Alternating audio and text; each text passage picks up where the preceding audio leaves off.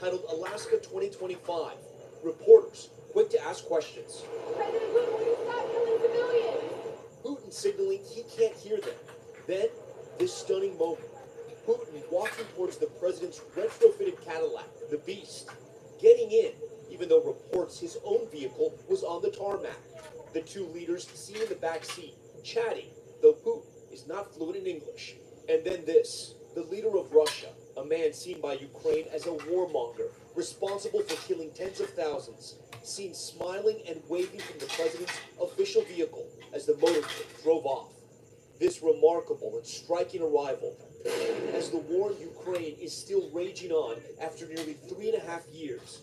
The cost of war, so many dead, and nearly 1.5 million casualties on both sides. Inside the summit, the first image of the bilateral meeting, along with the two world leaders, Secretary of State Marco Rubio and Special Envoy Steve Witkoff for the U.S., Vladimir Putin, flanked by his foreign minister, Sergei Lavrov, the words "pursuing peace" seen behind them. Will you agree to a ceasefire? Again, reporters trying, but the leaders staying quiet for now, until the press was ushered out and the two sides started to negotiate. Earlier, speaking on Air Force One, President Trump saying in an interview he would want a ceasefire. I'd like to see a ceasefire. I wouldn't be thrilled if I didn't get it, but everyone says you're not going to get the ceasefire. It'll take place on the second meeting. This is really setting the table today. We're going to have another meeting if things work out, which will be very soon. The president also hinted Ukrainian territory could be on the bargaining table, a critical concern for Ukraine. We discussed, but I've got to let Ukraine make that decision.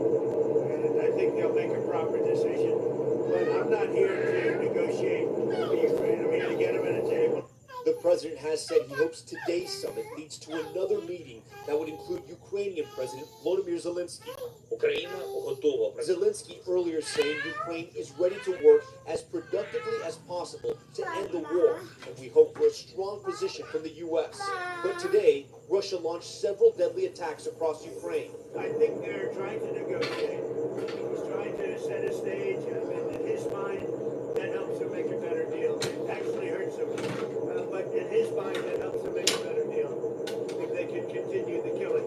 Ukraine also striking an apartment building on the border with Russia.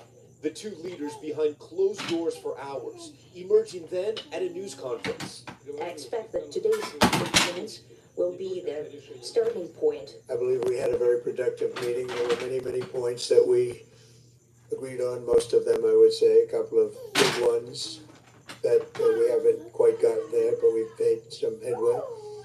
So there's no deal until there's a deal. I will call up NATO in a little while. I will call up the various people that I think are appropriate, and I'll of course call up President Zelensky and tell him about today's meeting. It's ultimately up to them. We'll speak to you very soon and probably see you again very soon. Thank you very much, Vladimir. Next time in Moscow. Oh, that's an interesting one. I don't know. I'll get a little heat on that one, but I can see it possibly happening.